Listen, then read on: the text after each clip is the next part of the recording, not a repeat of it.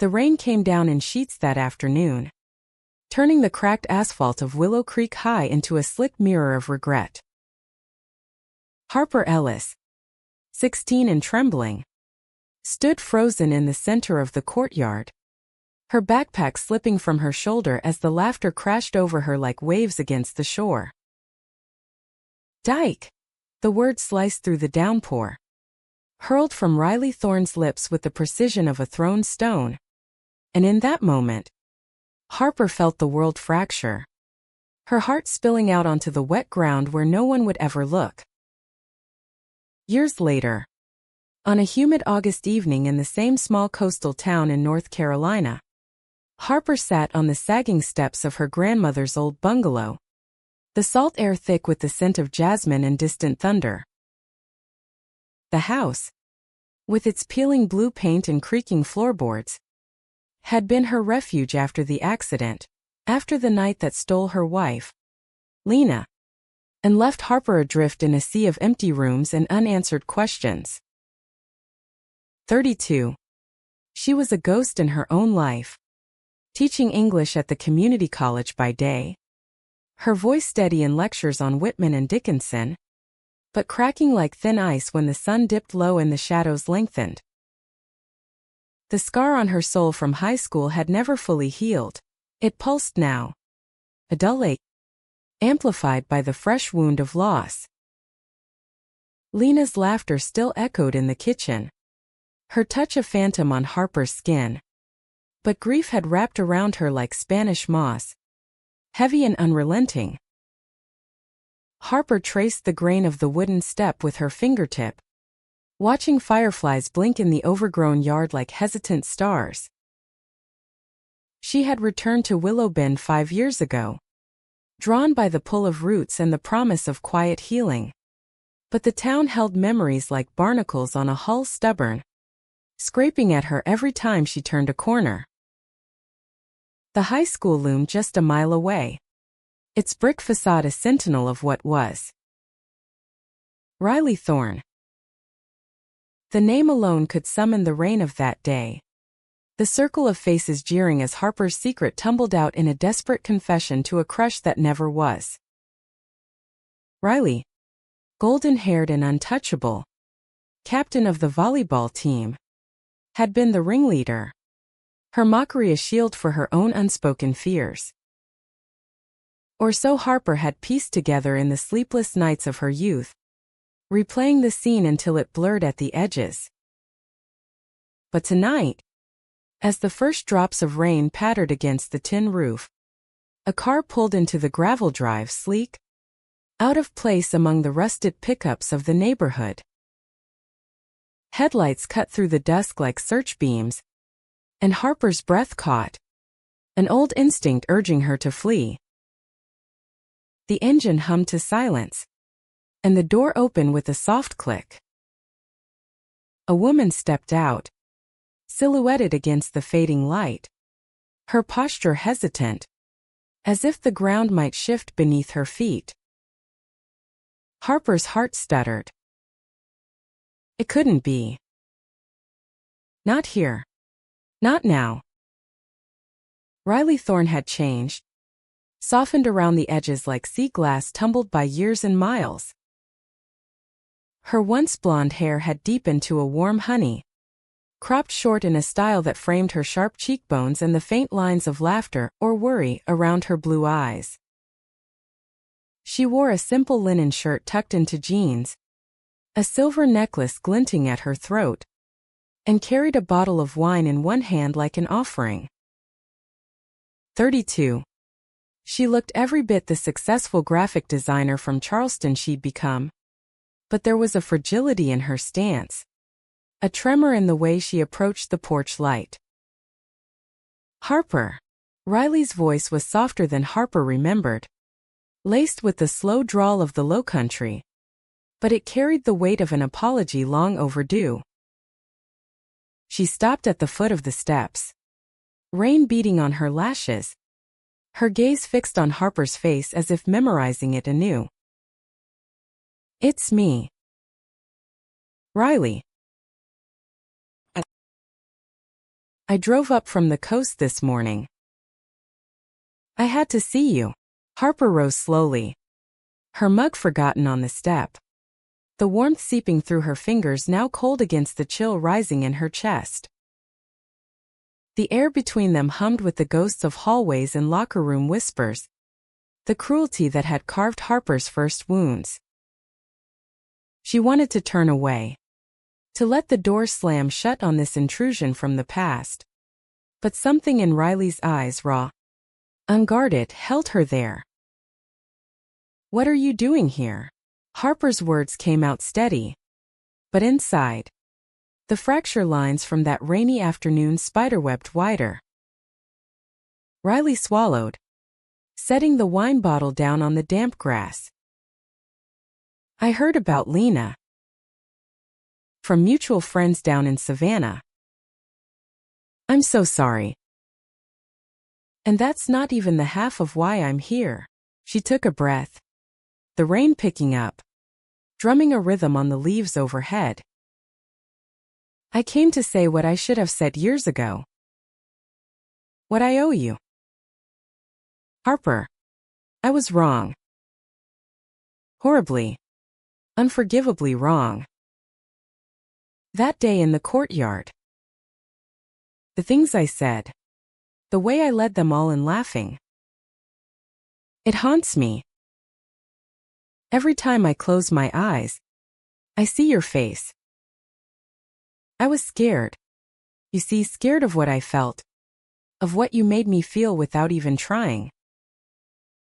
And I turned it into poison because it was easier than facing myself." The confession hung in the air, heavy as the humidity, and Harper felt the ground tilt beneath her. All these years, she'd built walls around that memory, mortared with anger and time, but Riley's words chipped at the stone, exposing the raw hurt beneath. "You think an apology fixes it?" Harper's voice cracked, the first tear mingling with the rain on her cheek. "You broke me, Riley. That word you threw like a knife, it followed me through college, through every relationship, every time I tried to love someone without looking over my shoulder. And now Lena's gone, and I'm drowning. And you show up with wine and regrets like it's some hallmark moment." Riley didn't flinch, though her eyes glistened. She stepped closer, one foot on the bottom step, close enough that Harper could smell the faint citrus of her perfume mixed with the earthiness of the storm. "It doesn't fix it. I know that. But I'm not here for absolution. I'm here because I've spent the last 15 years running from who I am, hiding in straight marriages that crumbled and jobs that numbed me. And then I saw your name in a grief support newsletter writing about loss and coming out in the South, and it hit me like that rain did back then. You survived. You built a life. And I want to help, if you'll let me. Not out of guilt, but because seeing you now, even from afar, makes me want to be better. For both of us." Thunder rumbled in the distance, a low growl echoing the turmoil in Harper's chest. She should send her away. Let the past dissolve into the night like mist over the marsh. But there was a flicker in Riley's gaze, a vulnerability that mirrored her own. And in that shared fragility, Harper glimpsed something she hadn't felt in months, a thread of connection, fragile as a spider's silk, stretching across the chasm of years. "Come inside," she said finally, her voice barely above the rain. "Before we both catch our death out here." The door creaked open, and they stepped into the dim warmth of the bungalow, the scent of old books and chamomile tea wrapping around them like a reluctant embrace. Harper flicked on a lamp, its soft glow casting long shadows across the worn Persian rug, and the mantel lined with framed photos, Lena's smile frozen in time. her dark curls wild against a Carolina sunset. Riley hesitated in the doorway, as if crossing the threshold might shatter the fragile truce. But Harper gestured to the couch, its cushions sagging under the weight of too many solitary evenings. They sat at opposite ends, the space between them a buffer zone of unspoken histories. Riley twisted her hands in her lap, the wine bottle now resting on the coffee table like a silent mediator. "I don't expect you to forgive me tonight," she began, her voice steady but threaded with emotion. "God, I barely forgive myself. After high school, I went to UNC on a scholarship, buried myself in design classes and parties, dated boys who made me feel safe but never seen. Married one at 25. Divorced by 29. It was all a script I followed because the alternative terrified me. Terrified me because of you, Harper. You were the first person who made me question everything. And instead of leaning in, I pushed you under." Harper leaned back, her hazel eyes tracing the familiar cracks in the ceiling, memories flooding in like tidewater. She remembered Riley in the halls, tall, athletic, with a laugh that could light up a room or cut through it like glass. The crush had been innocent, a flutter in her stomach during English class when Riley read aloud from The Great Gatsby, her voice wrapping around Daisy's longing like it was her own. Harper had confessed in a note, slipped into a locker, and the backlash had been swift, brutal. "You weren't the only one scared," Harper said quietly, her fingers drumming a restless rhythm on her knee. "I grew up in this town, with a Baptist grandmother who quoted scripture at dinner, and a father who worked the docks until his hands bled. Being gay wasn't just different, it was damnation. That day, when you said it, Dyke, it confirmed every fear. I spent the next 2 years invisible, eating lunch in the library, skipping proms and pep rallies. College was my escape, up in Portland for a while, where the rain felt like permission to cry. But even there, your shadow followed." Riley nodded, tears tracing silent paths down her cheeks. She reached into her bag and pulled out a small, leather-bound journal, its pages yellowed and edges frayed. "This is part of why I came. I kept it after graduation, entries about you, about the guilt that gnawed at me. I wrote letters I never sent, apologies that turned into confessions. Look." She slid it across the table, but Harper didn't touch it. Not yet. The gesture felt too intimate, too soon, like handing over a piece of her soul before the wounds had even scabbed. Instead, Harper rose and moved to the kitchen, the linoleum cool under her bare feet. She poured 2 glasses of water from a pitcher infused with lemon slices, Lena's habit, a small ritual of brightness in the ordinary. Handing one to Riley, their fingers brushed, a spark of electricity that made them both pause. "Tell me about your life now," Harper said, settling into an armchair by the window, where the rain streaked the glass like tears. "Why Charleston? Why design?" Riley sipped the water, the coolness grounding her.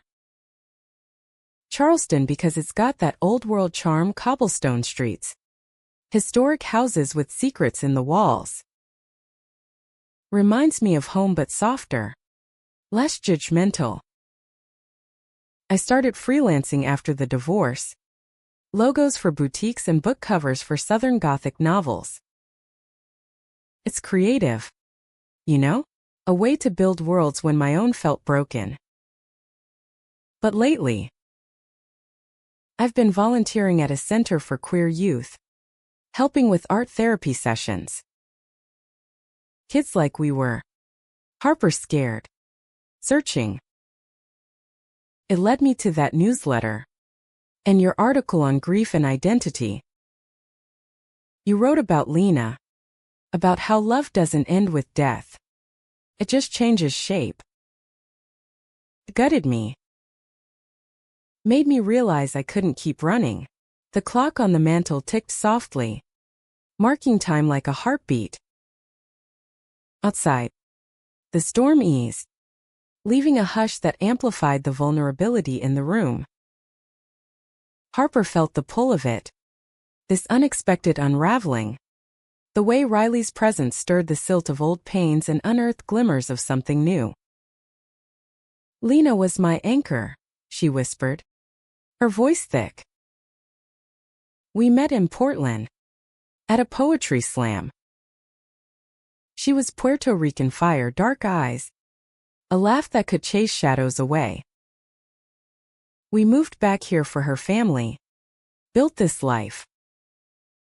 Then the car accident. Drunk driver on a foggy road. It's been a year. And some days I still reach for her in bed. The words spilled out, unbidden. And Harper pressed her lips together, surprised at her own openness. Riley leaned forward, her blue eyes steady. That kind of love, it's rare. Sacred. I'm honored you shared it with me. Even a piece. She paused, then added softly, if it's too much, I'll go. But if you'll let me, I'd like to stay a while. Listen. Help however I can. No expectations. Harper studied her. The woman who had once been a tormentor now offering solace like a hand extended across a ravine. The journal lay between them.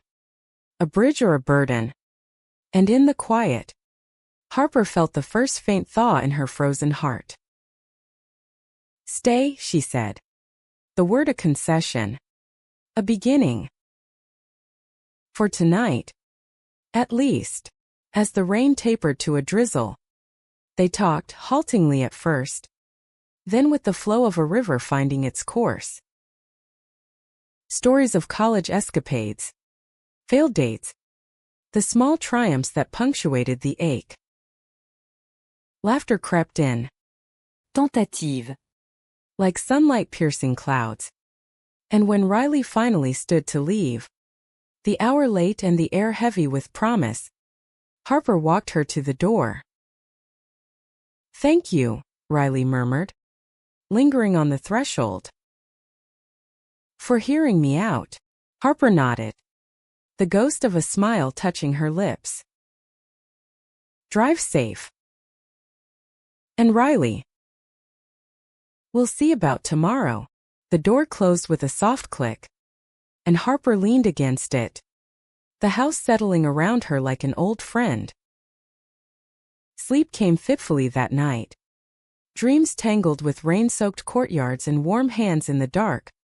But for the first time in months, the emptiness felt a little less vast. The morning after Riley's arrival dawned with a clarity that belied the storm's fury. The sun slicing through the blinds in golden shafts that danced across Harper's bedroom floor. She woke with a start. The sheets twisted around her legs like restraints from a dream she couldn't quite recall, fragments of lockers slamming, whispers in the wind, and a pair of blue eyes that both wounded and warmed. Downstairs, the coffee maker gurgled its familiar song, a ritual Harper clung to like a lifeline, the bitter brew chasing away the fog of half-remembered conversations. Riley's journal sat untouched on the coffee table, its cover a muted brown that blended with the shadows. But its presence loomed, a Pandora's box of potential truths. Harper dressed in her usual armor, a crisp button-down over jeans, hair pulled into a loose ponytail, and headed to the community college, where the lecture hall awaited with its rows of expectant faces. Today's lesson was on The Color Purple, Walker's Tapestry of Pain and Redemption, and as Harper paced the front of the room, her voice weaving through Celia's silences and Sophia's fire, she felt the echo of her own unraveling. The students, a mix of locals and transplants, scribbled notes, their youth a stark contrast to the weariness Harper carried like an invisible satchel. Resilience isn't about unbroken strength, she told them, pausing to meet a young woman's gaze in the back row. It's about piecing yourself back together, shard by shard, until the light finds its way through the cracks. The words landed heavier than intended, her mind drifting to the evening before, to Riley's confession that had cracked open doors Harper had long since bolted shut. After class, as she gathered her books, a colleague, Marisol, sidled up with a knowing smile. You look different today, chica. Like you've got a secret brewing. Marisol, with her silver-streaked hair and artist soul, had been Harper's confidant since Lena's passing, her empathy a balm on the raw edges. Harper hesitated, then let out a breath. An old ghost showed up last night. Riley Thorne. From high school. The one who, she trailed off, the old shame rising like bile. Marisol's eyes widened, then softened. The ringleader? Dios mío. What did she want? Absolution. Something like that. Apology. Mostly. And help, I think. With the grief, Harper shrugged, but the gesture felt forced, her heart a tangle of thorns and tentative blooms. Marisol squeezed her arm. Be careful, Harper. Ghosts don't always stay buried for good reasons. But if it's real, if it's healing, let it in. You deserve that. The drive home wound through Willow Bend's winding roads, past live oaks draped in resurrection fern and the occasional glimpse of the Neuse River, its waters lazy under the summer sun. Harper's bungalow came into view, the porch swing swaying gently in the breeze, and there, leaning against the railing with a paper bag in hand, was Riley. She looked up as Harper's truck rumbled to a stop, a tentative smile breaking across her face, her short hair catching the light like spun gold. I brought lunch, Riley called, holding up the bag as Harper approached. Shrimp po' from the crab shack down in Beaufort. Figured we could eat on the porch. If you're not too busy hating me yet. Harper's pulse quickened, a mix of wariness and unwelcome curiosity. I have a class prep this afternoon. But 10 minutes. That's all I've got. They settled on the swing, the chains creaking in rhythm with their silence at first. The po' were messy affairs, fried shrimp spilling onto wax paper, the remoulade tangy on the tongue, and as they ate, the conversation meandered like the river nearby, safe topics at first, the weather's fickle moods, the best spots for stargazing along the coast. But Riley, ever the one to prod at edges, set her sandwich down and turned to Harper, her expression earnest. I read your article again last night, after I left. The one about Lena. You wrote about how grief is like the tide, comes in relentless, pulls back just enough to breathe, then crashes again. It's beautiful. Honest. Made me think about my own tides, the ones I ignored for so long. Harper wiped her hands on a napkin. Buying time. Writing's how I process. Or try to. Lena used to say it was my way of mapping the dark. She glanced at Riley, noting the way her fingers fidgeted with the necklace, a small anchor pendant dangling from the chain. What about you? That journal. Did you really write about me all those years? Riley nodded, her gaze dropping to the floorboards. Every entry from freshman year at UNC. How I'd see someone with auburn hair and my stomach would drop. How I'd date guys and feel hollow, like I was performing in a play I didn't write. It was my secret shame, Harper. And you were the catalyst. I mocked you to drown out the echo of my own voice, whispering what if. The admission landed like a stone in still water, ripples spreading through Harper's chest. She wanted to rage, to demand why now, why after Lena's light had dimmed the world. But instead, a quieter ache surfaced, the loneliness of carrying that high school scar alone, the way it had poisoned her trust in intimacy. I forgave you in pieces over the years, Harper admitted, her voice low. In therapy sessions in Portland, journaling on rainy nights. But seeing you here stirs it all up. Makes me wonder if forgiveness is a destination, or just a road we walk forever. Riley reached out then, her hand hovering before settling lightly on Harper's knee, a touch so feather-light it might have been the breeze. Then let's walk it together. If you'll have me. No rush. Just company. The class prep waited. But Harper lingered, the swing's gentle motion lulling her into a fragile peace.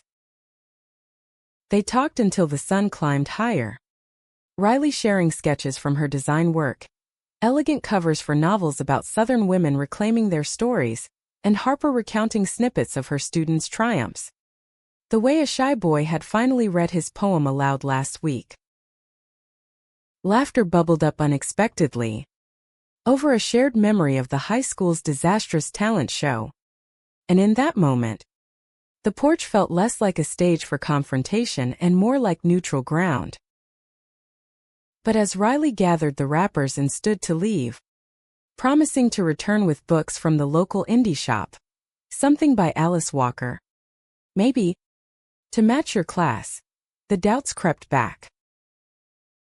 Harper watched her drive away, the dust settling in her wake, and retreated inside, the journal now in hand. She flipped it open in the quiet of the living room, Riley's handwriting spilling across the pages like a river of regret. October 12, 2008, saw H at the gas station today. She looked so strong, so sure. Why did I have to break that? God, if I could take it back. The words blurred with Harper's tears, a catharsis she hadn't anticipated. That evening, as twilight painted the sky in bruised purples, the phone rang. Mursal, checking in. How was the ghost lunch? Complicated, Harper replied, sinking onto the couch. But not all bad. She gets it. The hiding. The fear. Marisol hummed thoughtfully. Healing's messy. Mi amor. Like clay before it's fired. Just don't let her rush the kiln.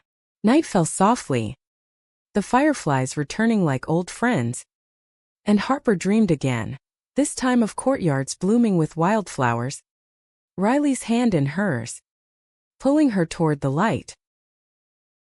Waking to the dawn chorus of mockingbirds, she felt the fracture shift. Not mend it, but perhaps beginning to set. Days blurred into a tentative routine, Riley's visits punctuating Harper's solitude like commas in a long sentence. Mornings at the college gave way to afternoons on the porch, where they'd sip iced tea laced with mint from the garden, the conversation deepening with each encounter. Riley brought sketches of the bungalow, envisioning updates, a fresh coat of paint in soft sage, window boxes overflowing with lavender to honor Lena's love of fragrance. Harper demurred at first, the idea of change feeling like betrayal.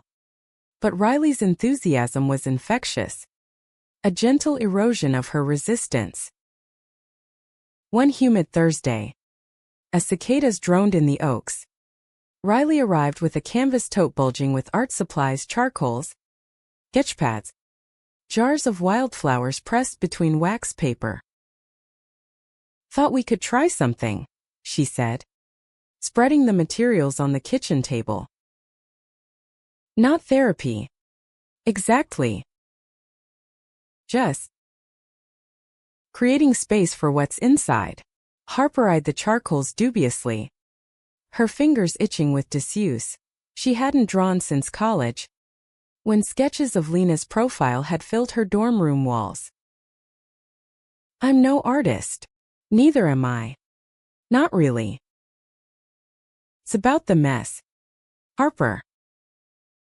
The beauty in the imperfect lines," Riley demonstrated, her hand moving fluidly across the page, shading the curve of a petal with strokes that spoke of practice and patience.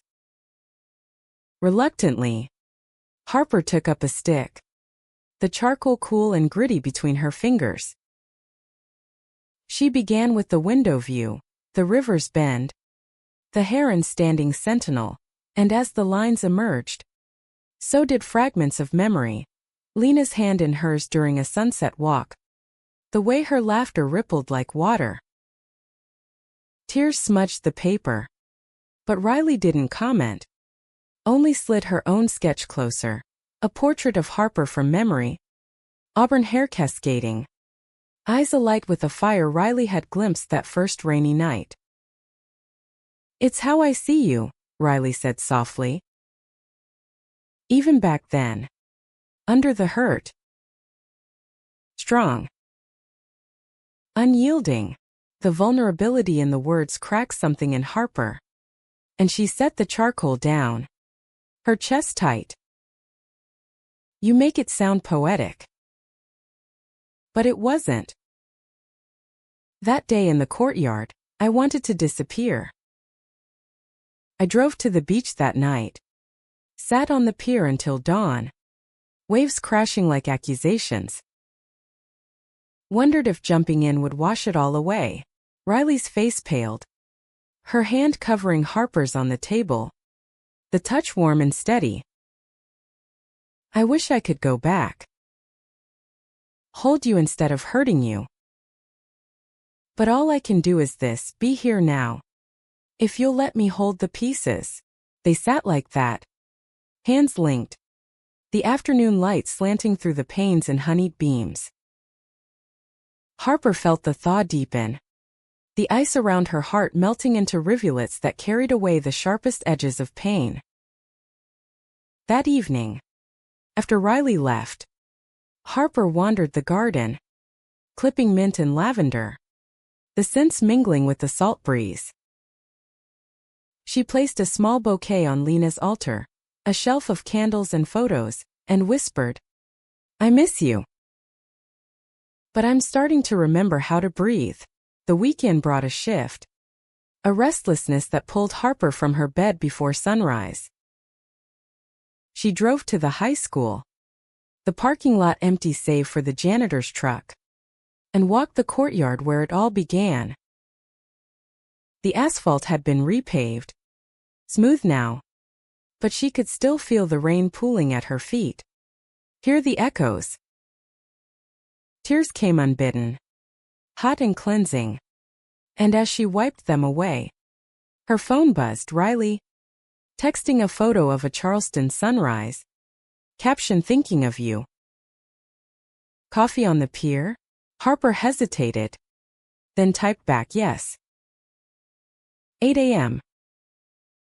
The pier jutted into the sound like a finger pointing to horizon, gulls wheeling overhead as Harper arrived, thermos in hand. Riley was already there, legs dangling over the edge, her linen shirt rumpled from the early hour. They shared the coffee, black and steaming, watching the water turn from ink to azure. "I came here once." After that day, Harper confessed, her voice carried away by the wind. "Sat until my fingers pruned, planning my escape. Portland felt like salvation, rain that hid my tears, a community that embraced what Willow Bend shunned." Riley nodded, her gaze on the waves. "I escaped too, in a way. Charleston was my Portland. But the guilt followed, a shadow I couldn't outrun. After my divorce, I finally came out to my family, my friends. It was messy, ugly. My mother cried for weeks, quoting Bible verses. But I met women, real connections, and each one made me see how much I lost by hiding. How much I cost you." Harper turned to her, the sun warming her face. "It's not just about what you did. It's how it made me doubt myself. Even with Lena, I held back sometimes, afraid of the mockery repeating. Afraid of being seen and found wanting." Riley's eyes met hers, blue as the deepening sky. "You were never wanting. You were everything, the brave one, the one who knew her truth first. I envied that. Even as I destroyed it." The words bridged the gap, and Harper felt a surge of something fierce and tender, forgiveness not as erasure, but as acceptance. She leaned in, their shoulders touching, the contact electric yet soothing. "Thank you for saying it. For seeing me now." They lingered until the town stirred, fishing boats chugging out to sea. And as they walked back to the cars, Riley paused. "Dinner tonight? My place, it's nothing fancy. Just a cottage rental. But I've got a recipe for low-country boil that might make up for po'-boys." Harper smiled, genuine and light. "I'd like that." The drive home was filled with birdsong and possibility, the scar from high school fading not to invisibility, but to a mark of survival. Harper returned to the bungalow, the journal now open on her desk, her own words joining Riley's in a dialogue across time. The pieces were shifting, forming new patterns, and in the quiet, she felt Lena's presence, not as absence, but as permission to step forward. The cottage Riley rented perched on the edge of the sound, a weathered clapboard affair with shutters painted the blue of distant thunderheads, and a screened porch overlooking the marsh where egrets stalked through the cordgrass like ghosts in white. Harper arrived as the sun dipped low, painting the sky in strokes of coral and lavender. Her hands clutching a bottle of Pinot Noir from the local vineyard, a gesture, small but deliberate, toward openness. The air hummed with the chorus of peepers and the faint slap of water against pilings, and as she knocked, the door swung inward, Riley's smile welcoming her like an old melody half remembered.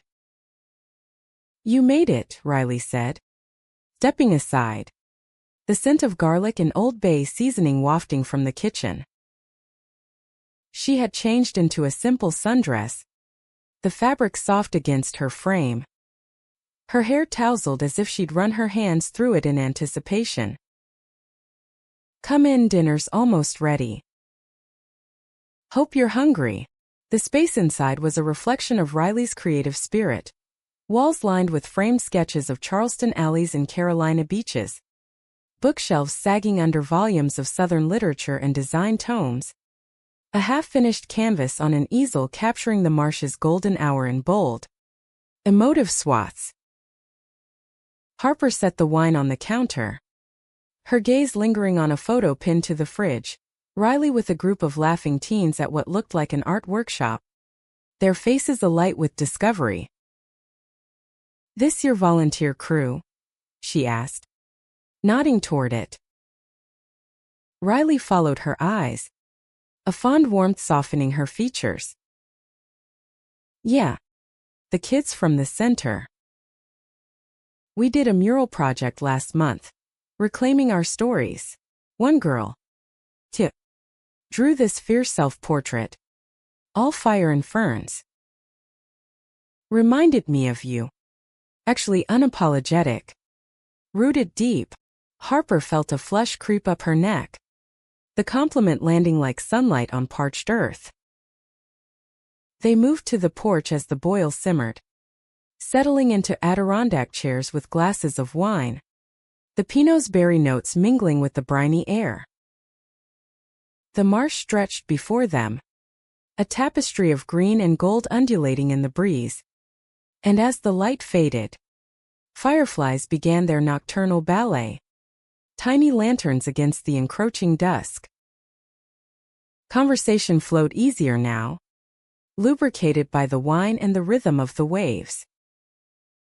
Riley spoke of her early design days, scraping by on cafe gigs while pitching logos to skeptical clients, the thrill of her first book cover acceptance, a steamy romance set in the Lowcountry. Its embossed palmetto leaves a tactile invitation. Harper shared tales from the college, the quiet victories of a student overcoming dyslexia to pen a haunting short story, the way teaching felt like tending a garden, nurturing seeds in soil that might or might not yield. But as the stars pricked the velvet sky, the talk turned inward, drawn inexorably to the undercurrents. "I've been thinking about that journal," Harper said, swirling her glass, the liquid catching the porch light. "Your words, they're raw. Like letters from a stranger who knew me better than I knew myself." Riley leaned forward, elbows on knees, her expression a mix of relief and apprehension. "Writing them kept me sane, in a twisted way.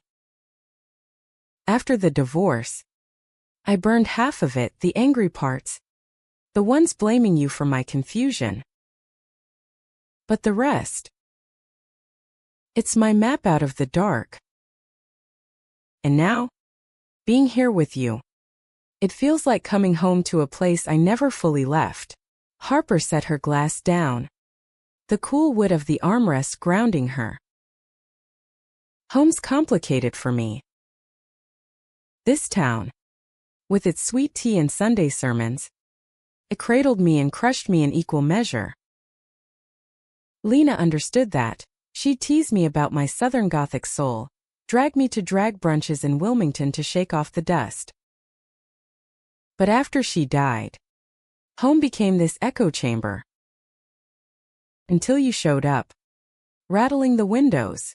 Riley's hand found hers again, deliberate this time, fingers interlacing with a gentleness that spoke volumes. "I'm glad I rattled them. Because being around you, it's waking something up in me. Not just the girl I hurt, but the woman I want to be, honest, present, brave, like you." The touch lingered, warm and charged, and Harper didn't pull away. Instead, she turned her palm up, tracing the lines of Riley's with her thumb, a silent acknowledgement of the bridge they were building, plank by careful plank. Dinner called then, the boil bubbling over with laughter as they peeled shrimp and cracked corn, stories spilling forth amid the steam.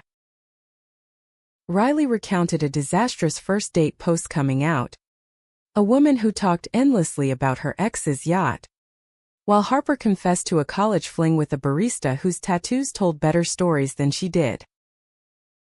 As plates cleared and the night deepened, they migrated back to the porch, a quilt draped over their laps against the cooling air.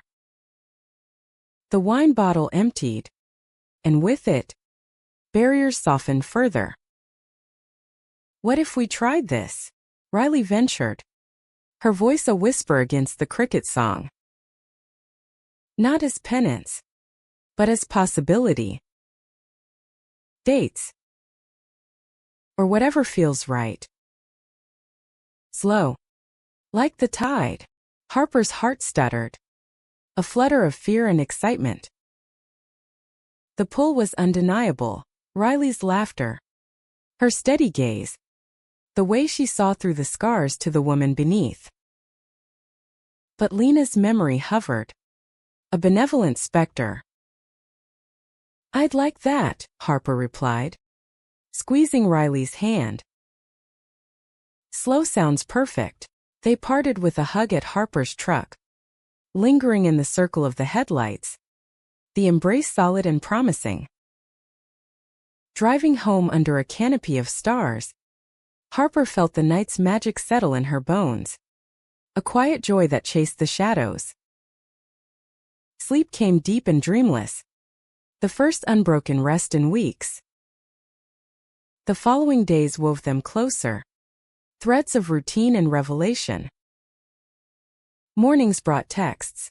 Riley sharing a sketch of the pier at dawn. Harper replying with a photo of her coffee mug steaming against the bungalow's window. Afternoons found them exploring Willow Bend's hidden corners. The old lighthouse at Cedar Point. Its spiral stairs echoing with their footsteps. The farmer's market in Beaufort, where they haggled over heirloom tomatoes and fresh figs.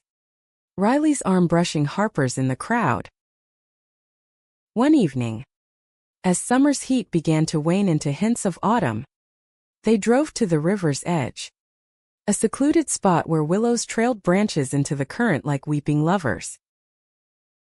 Spreading a blanket amid the wild grasses, they unpacked a picnic cheese, bread, and the last of the Pinot, watching the water carry leaves southward.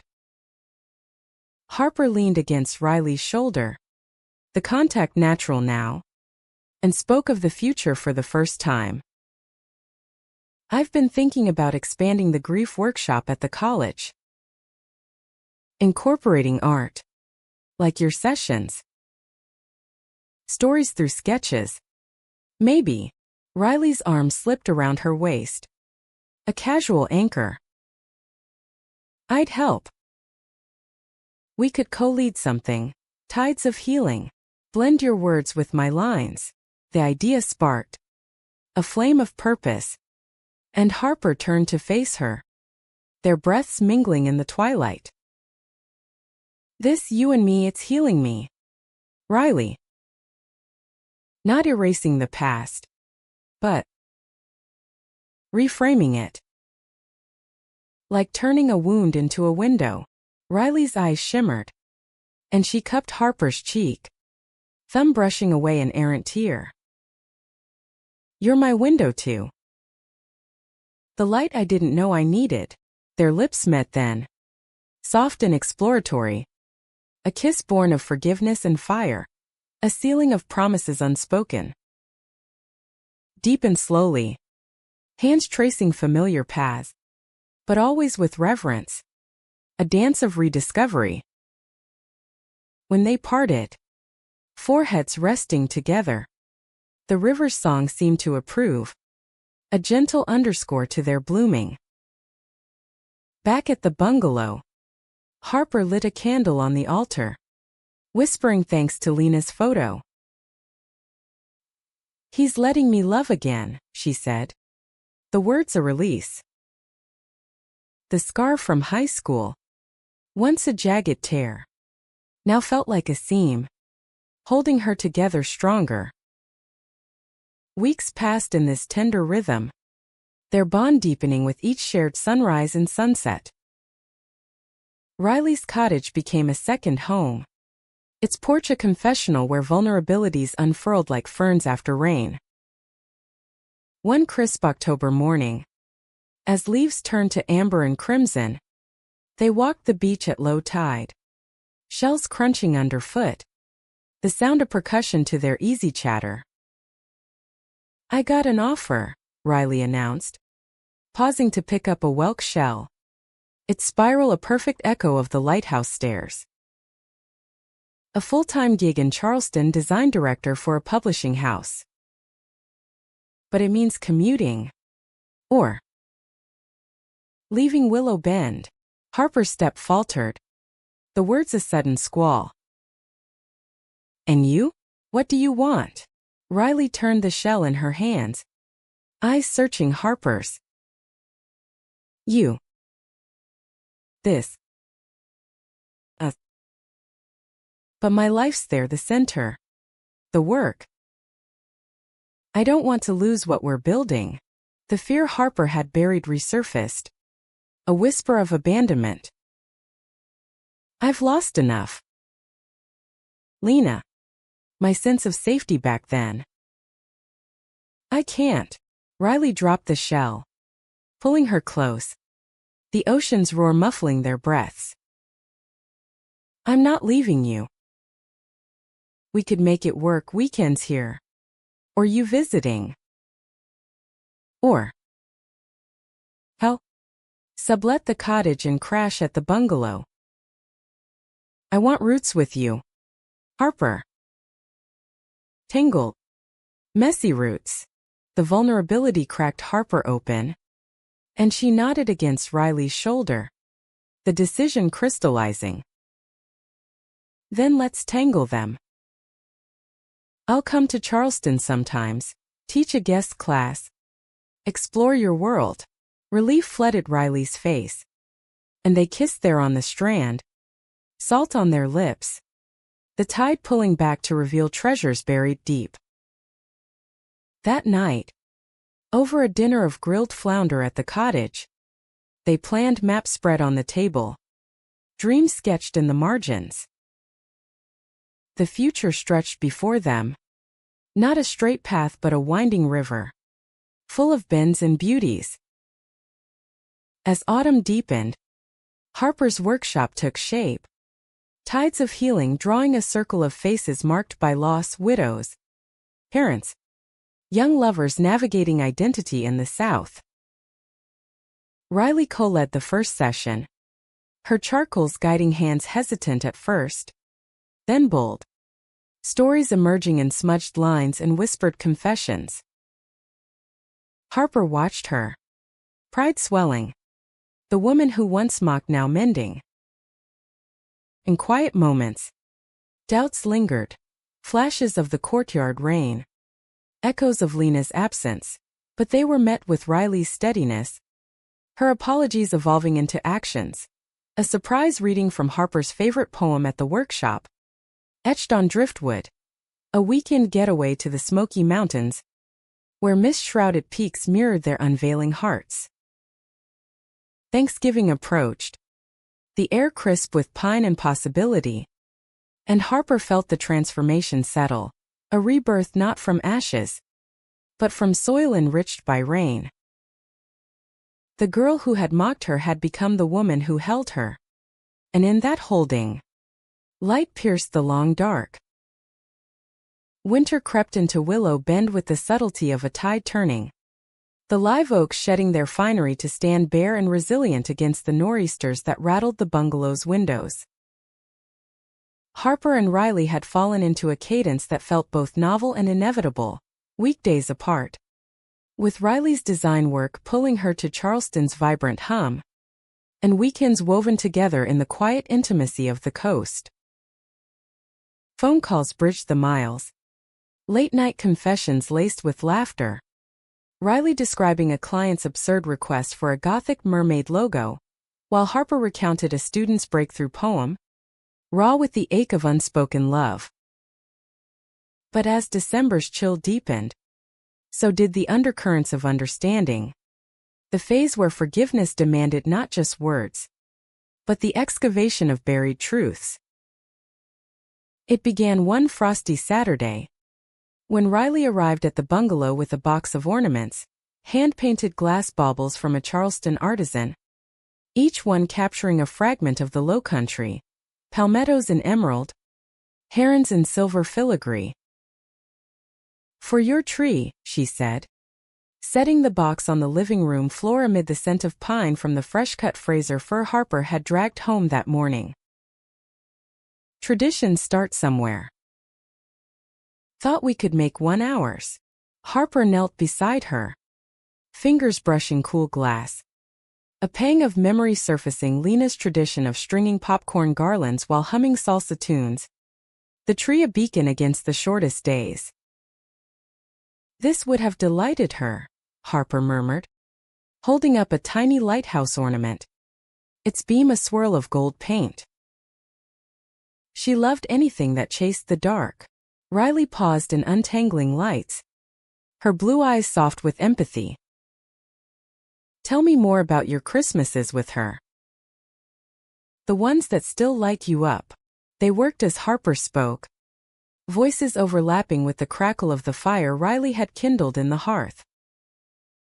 Stories of midnight mass in Wilmington, where Lena would sneak sips of communion wine and whisper irreverent jokes. Of drives to the Outer Banks, windows down, carols blasting against the dunes. Laughter mingled with tears. The ornaments hung one by one, transforming the tree into a mosaic of past and present. But as the last bulb clicked into place, Riley turned to Harper, her expression shifting to something weightier. There's something I need to share, she said, settling on the rug, knees drawn up. From the journal. A part 1 skipped that first night, too raw, too selfish. But understanding means no more hiding. Harper nodded, sensing the gravity, and sat beside her.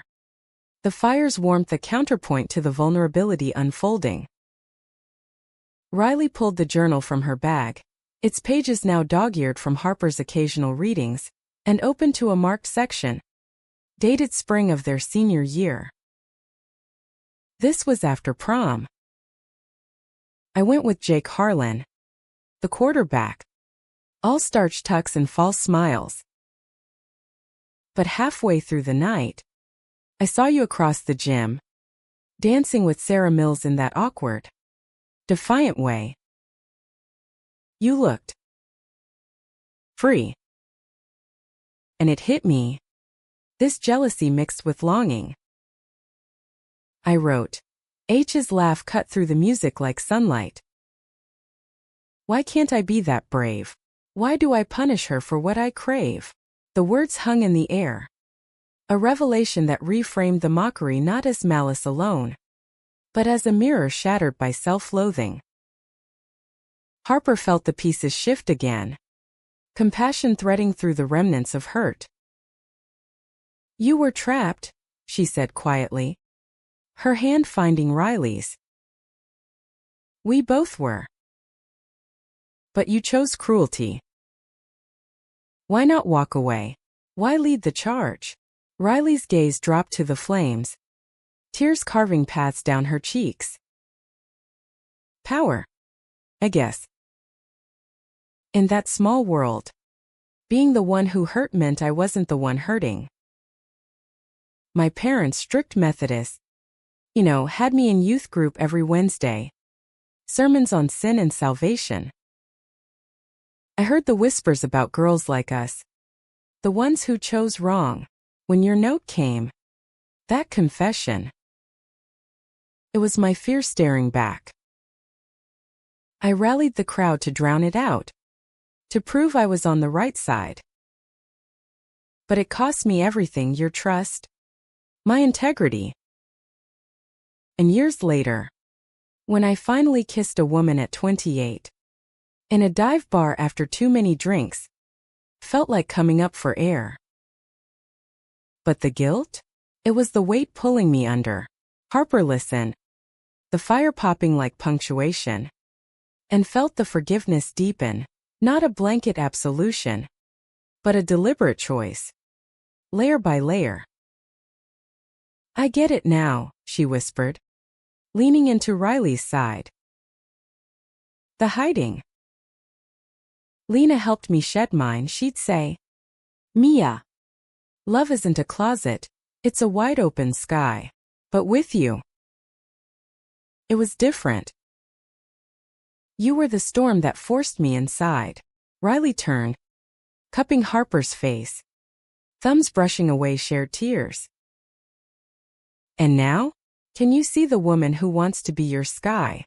The kiss that followed was salted with sorrow and sweetened with release, a communion of understanding that bound them tighter. They spent the evening decorating, strings of lights twinkling like stars reclaimed, and as midnight neared, Harper pulled Riley to the window, where snow rare for the coast dusted the yard in fragile white. A first, Harper breathed, and Riley wrapped arms around her from behind, chin on her shoulder. Our first of many. The holidays unfolded in a tapestry of firsts, a joint trip to Riley's family in Savannah, where tense dinner softened into tentative acceptance, Riley's mother slipping Harper a recipe for pecan pie with a whispered, "She talks about you like you're home." New Year's Eve found them on the pier. Champagne flutes raised to the sound's dark expanse.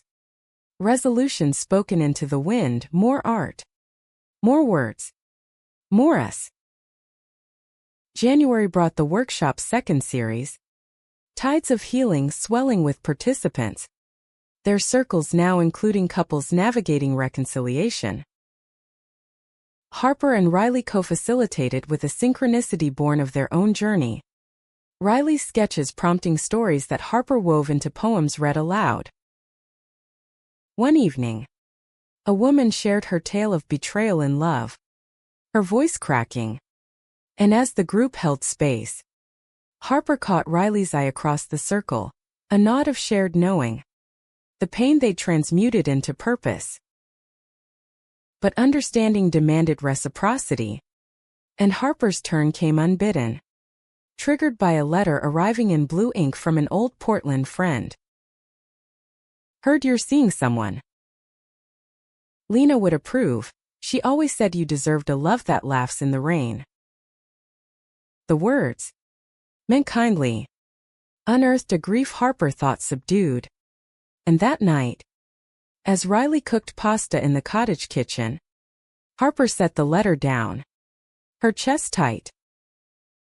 "I need to talk about the doubt," she said, voice steady but edged.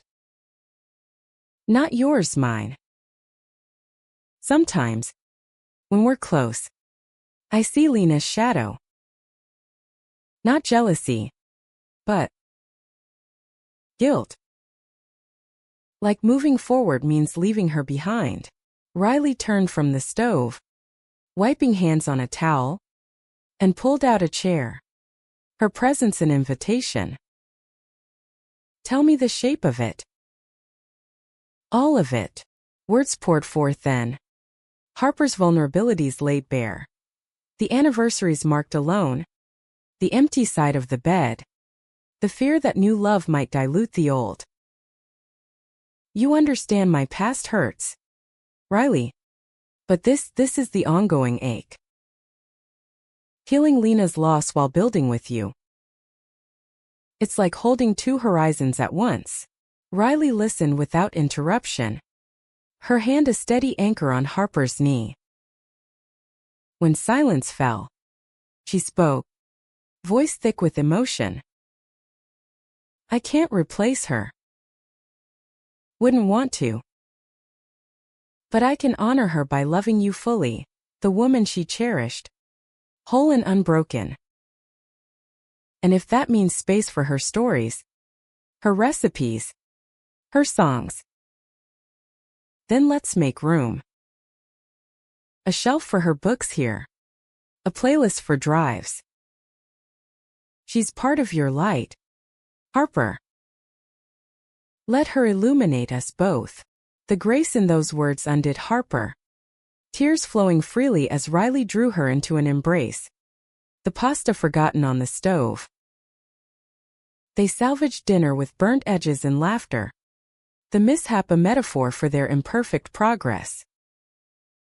That night, in the cottage's brass bed, they held each other through dreams, bodies a map of comfort, touches reverent explorations rather than urgencies. Spring hinted early that year. Dogwoods blooming pink against the marsh's green resurgence. And with it came a deepening empathy, a mutual witnessing that fortified their bond. Riley joined Harper at Lena's gravesite one misty April morning, a bouquet of wild violets in hand, and together they read from Dickinson, "Because I could not stop for death," the words a bridge across realms. "Thank you for being her harbor," Riley whispered to the stone. And Harper's heart swelled. The forgiveness now a living thing, rooted and reaching. In the workshop's final session, participants shared finished pieces, journals of sketches and poems, and as applause faded, a young man approached Harper and Riley, his eyes bright. "You two. You make it look possible." The healing. The holding on and letting go. Harper glanced at Riley, their hands brushing in silent accord. "It is possible," she replied. One honest step at a time. As they drove home, windows down to the scent of blooming jasmine, Harper felt the phase crest, understanding not an endpoint, but a vast, open sea where they could navigate together. The girl who mocked had become the partner who mended. And in that mending, Harper glimpsed her truest self, scarred, yet, but luminous. Summer returned to Willow Bend with the fervor of renewal, the air thick with honeysuckle and the distant hum of cicadas, as if the land itself conspired in Harper and Riley's rebirth. The bungalow, once a mausoleum of memories, now pulsed with life, window boxes overflowing with lavender and verbena, courtesy of Riley's green thumb, and the kitchen table perpetually scattered with half-finished sketches and dog-eared manuscripts. Harper's workshop had evolved into a seasonal series, tides renewed, drawing artists and writers from neighboring towns, their gatherings under the oaks a symphony of creation and catharsis.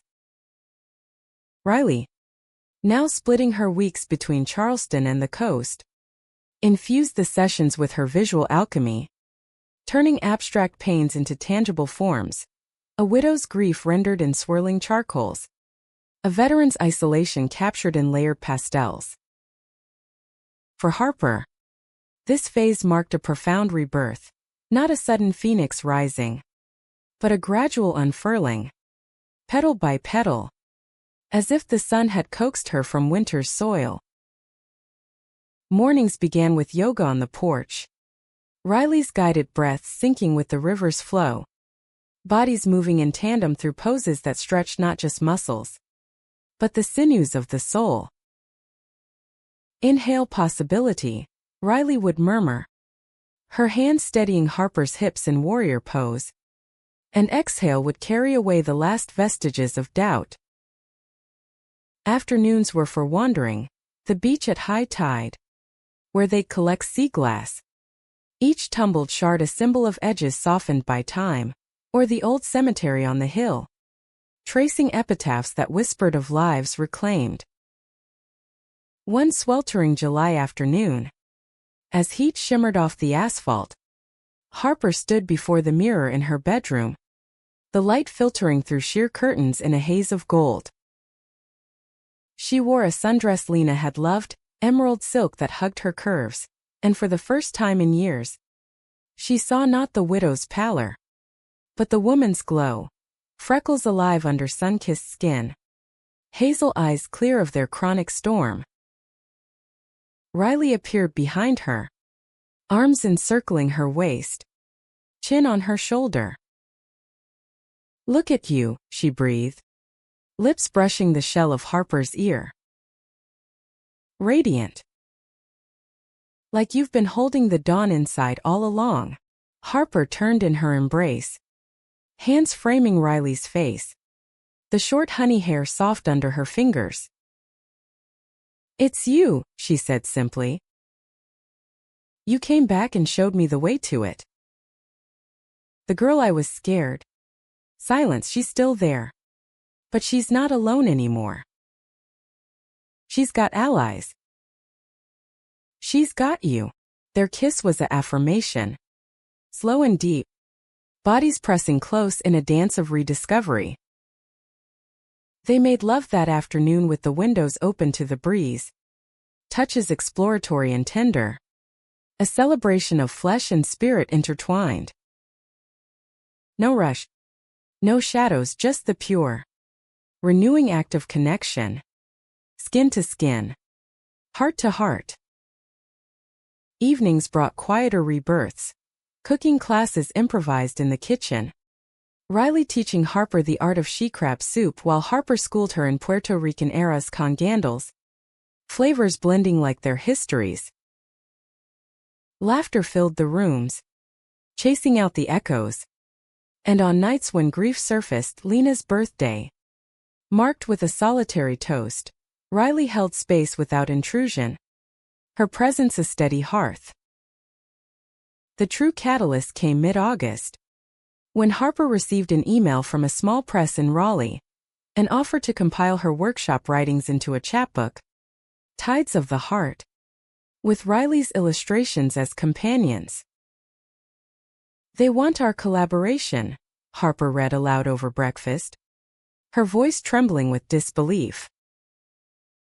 Poems and sketches, bound together.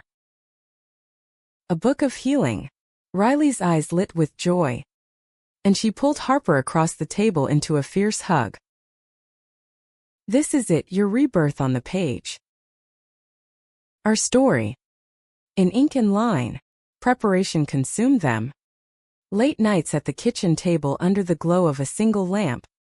Harper revising verses that wove high school rain with marital loss and newfound love.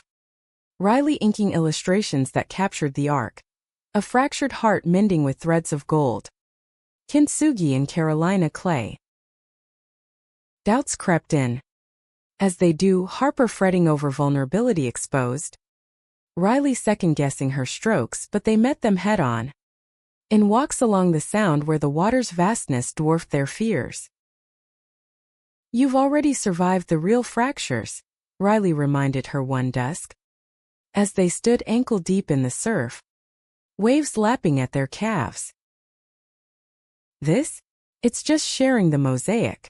The launch was intimate. Held in the community college's amphitheater under a canopy of stars. Folding chairs filled with workshop alumni. Marisol beaming from the front row.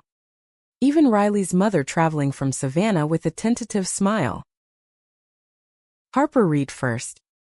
Her voice steady as she recited Courtyard Echoes, a poem born of that rainy day. The word fell like hail. But I gathered the stones / polished them to glass under years of salt tears / now they line my windows. Letting in the light you denied. The crowd hushed. Then erupted in applause. Tears glistening in the torchlight. Riley followed with sketches projected on a screen. Her narration a soft counterpoint.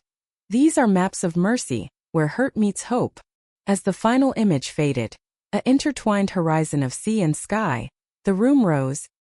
And Harper found herself enveloped in embraces. Strangers whispering thanks for words that mirrored their own rebirths. Afterward, on the drive home, Riley's hand in hers across the console. Harper felt the weight lift. A soul lightning that bordered on euphoria. I did it, she whispered. We did. You were born for it, Riley replied, squeezing her fingers. The girl who endured is the woman who endures and creates. Fall brought consolidation. The chapbook's quiet success, reviews in local papers praising its raw humanity, fueling Harper's resolve. She accepted a part-time adjunct position in Charleston, their lives intertwining further. Riley's cottage now shared quarters, the bungalow a weekend haven. They adopted a rescue dog, a wiry mutt named Tide, whose boundless energy mirrored their renewed spirits. Romps on the beach, a daily reminder of joy's simplicity. Challenges arose. as rebirth demands tempering, a nor'easter that flooded the low roads, stranding them in Charleston's historic district for a week of candlelit nights and board games. A flare of old insecurities when Riley's ex-husband emailed a curt congratulations on the book, stirring echoes of past judgments. But they navigated with the tools forged in understanding. Honest talks over morning coffee, where Harper voiced the flicker of fear. What if the world mocks us again? And Riley countered with fierce affirmation. Then we mock back with our love. Unbowed. By Thanksgiving, the circle widened, Marisol hosting a feast where stories flowed like gravy.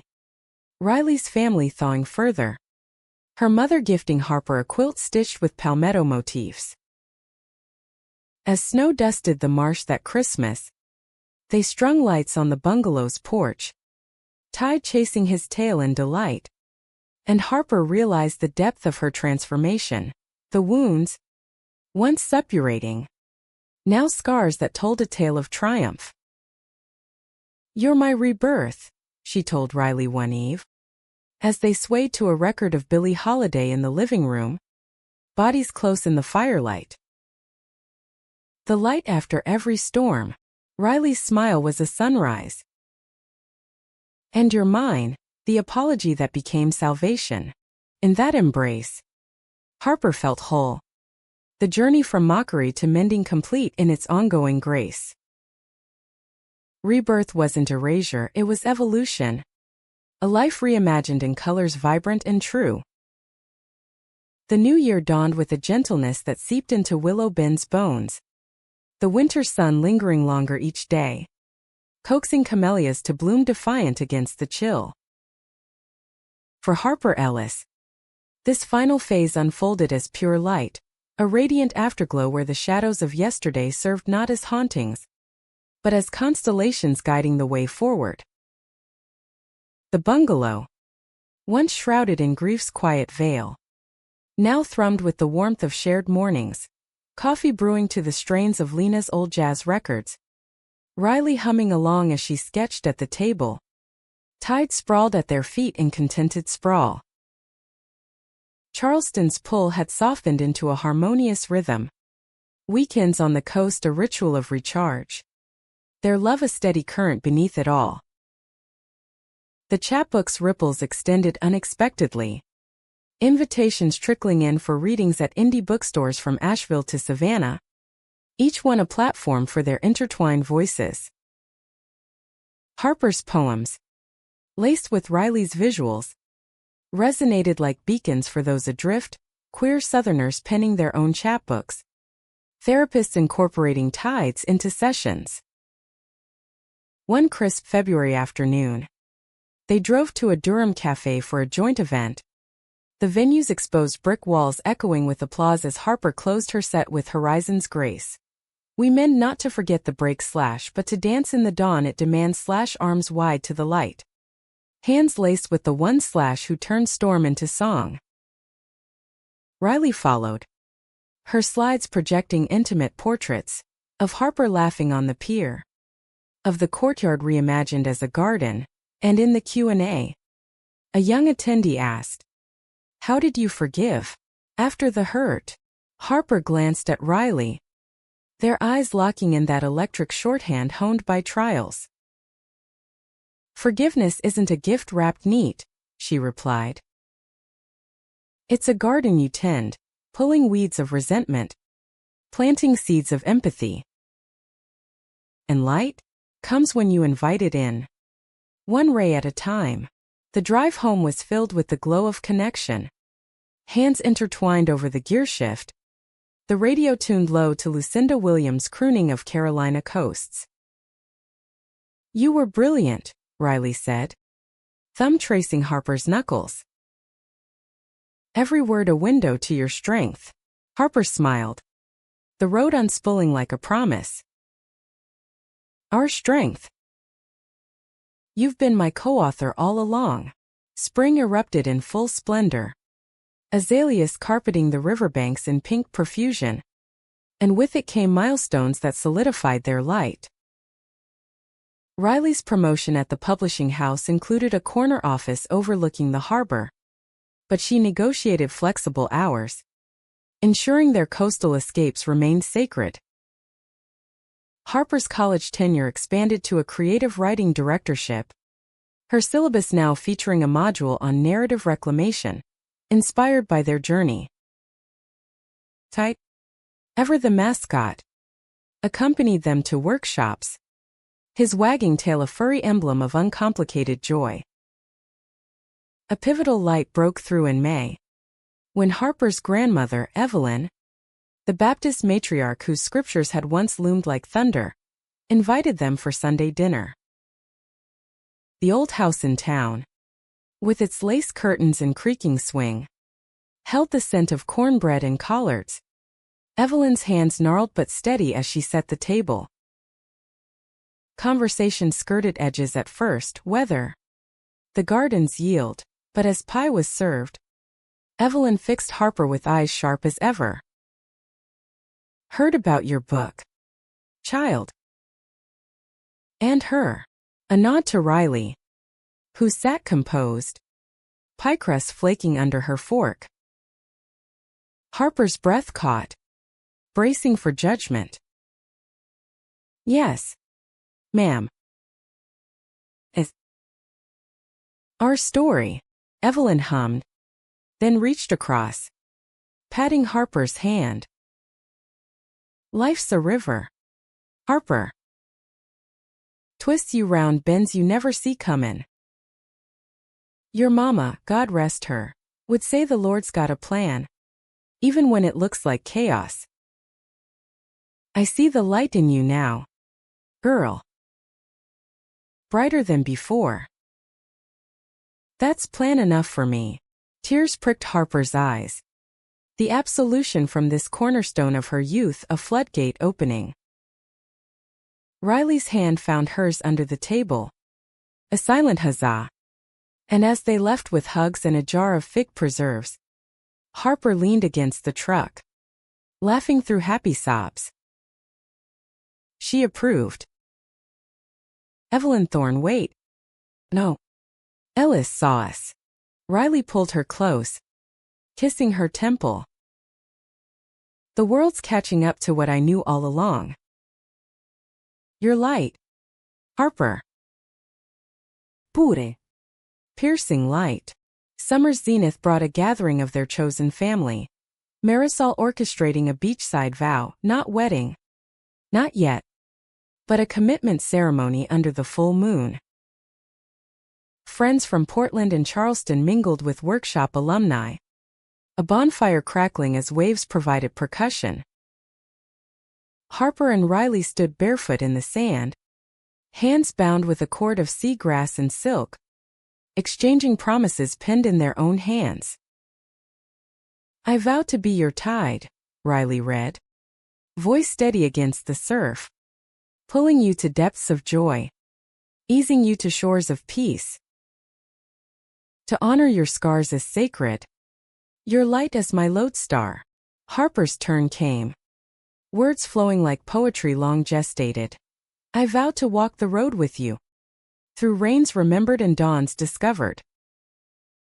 To let your apology bloom into our forever. Your hand the home I choose. The cord was cut, releasing them to cheers and embraces.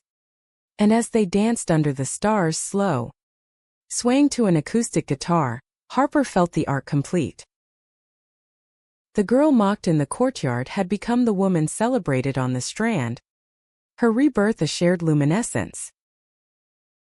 Autumn wove in with harvest moons and cooler breaths, their life a tapestry rich with texture, collaborations on a second book, light on the lowcountry, tide's antics chasing squirrels through fallen leaves, quiet anniversaries marked with letters read aloud, tracing the path from fracture to fullness. Doubt.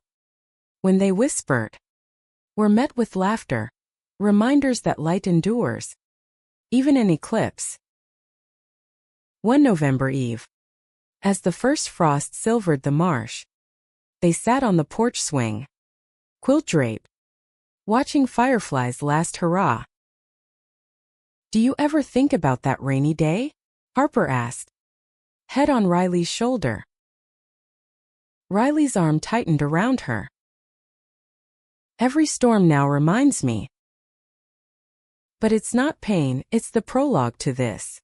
Harper lifted her face, kissing Riley softly, the world narrowing to their shared breath. And the epilogue? It's all light from here. In the years that followed, their story rippled outward. A TEDx talk in Raleigh, where Harper spoke of forgiveness as rebirth, Riley's visuals underscoring the narrative, a foundation for queer youth arts programs, funded by chapbook proceeds. Willow Bend softened around them. The high school courtyard now a community garden, benches engraved with lines from tides. Lena's altar gained a new photo, Harper and Riley at the vow fire. Smiles radiant. Through it all, their love deepened. A quiet force, mornings tangled in sheets, evenings with wine and whispers, adventures from smoky trails to Charleston's jazz alleys. Children entered the frame eventually, not by blood but by choice, fostering two sisters from the center, their laughter filling the bungalow like sunlight through cracks. On the 10th anniversary of that fateful rainy reunion, they returned to the pier at dawn, coffee mugs steaming, Tide dozing at their feet. The sound stretched endless, a mirror to their expanse. Here's to the girl who mocked, Harper toasted, clinking mugs. And the light she brought back. Riley's eyes sparkled, blue as the awakening sea. To us, the light we became, and as the sun crested, gilding the world in gold, Harper knew, after every darkness, light prevails, not flawless, but fierce, enduring, eternal. Their story, once a wound, now a wonder, a testament to the human heart's infinite capacity to heal, to love, to shine.